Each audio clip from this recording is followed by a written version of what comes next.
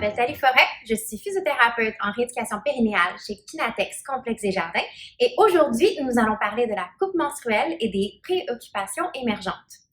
Récemment, beaucoup de personnes ont commencé à délaisser les tampons et les serviettes qu'on pourrait appeler des méthodes un peu plus traditionnelles pour se convertir à la coupe menstruelle, aussi connue sous le nom de Divacup. Parce qu'on va se le dire, là, les tampons, les serviettes, c'est un choix ni durable ni économique.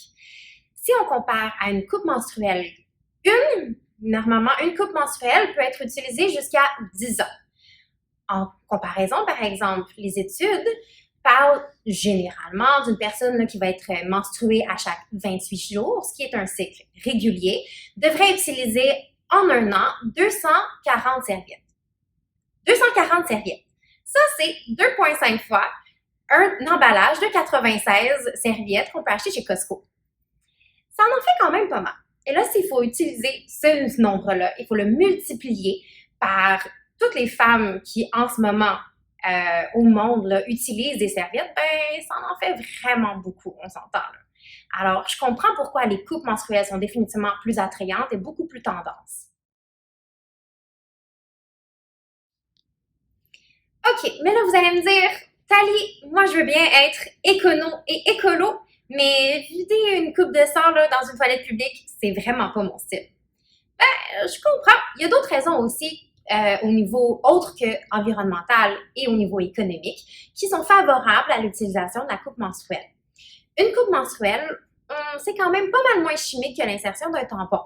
Ce qui veut dire que c'est beaucoup plus doux au niveau du microbiome vaginal. Cela fait que l'individu qui porte la coupe menstruelle est beaucoup moins à risque d'infection vaginale et dans le même style d'idée, ben, de syndrome de choc toxique.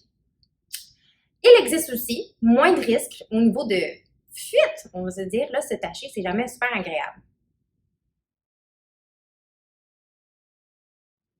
Bon, c'est 2020, c'est le temps de sauver la planète et vous me dites, Thalie, je suis prête à convertir.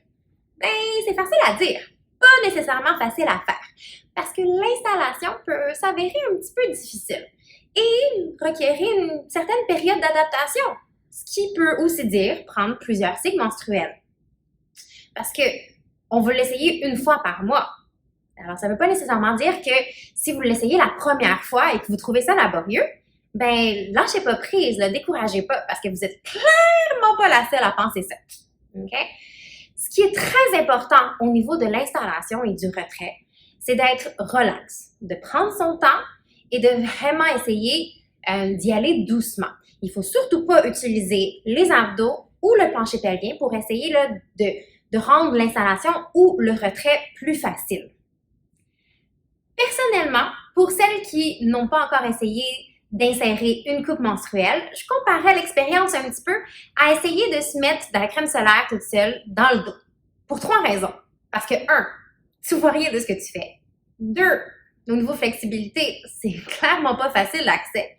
Puis 3, c'est pas comme si les sensations étaient super précises pour te dire où est-ce que tu étais rendu. Alors, c'est pas facile, mais il faut essayer de persévérer. Et là, c'est le moment où vous vous dites « merveilleux!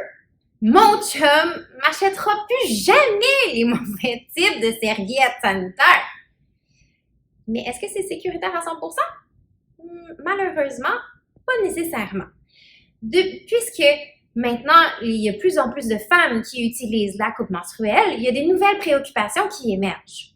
Et là, on parle de risques aussi ordinaires que d'être allergique au silicone, tout comme ce qu'on pourrait être allergique là, au latex dans un condom, qu'il y a des risques qui sont un peu moins intéressants et qui pourraient requérir une intervention médicale.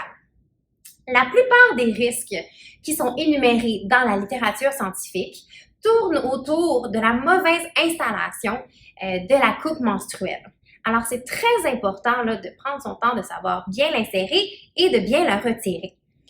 Un reportage fait par la BBC qui a été publié le 11 mars dernier rapporte que certaines utilisatrices de la coupe menstruelle ont vu soit une apparition ou une aggravation d'un prolapsus. Un prolapsus, c'est une descente d'organes qui peut causer des répercussions néfastes chez la femme. Mais ça va être un sujet pour une prochaine vidéo.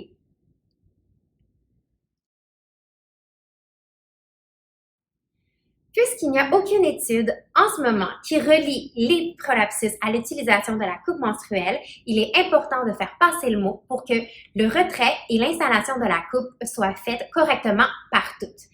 Alors, je vous invite à réagir, commenter et surtout partager cette vidéo. Je suis Thalie Forêt. Vous pouvez me consulter chez Kinatex Complexe des Jardins. Je vous souhaite une bonne journée et à la prochaine!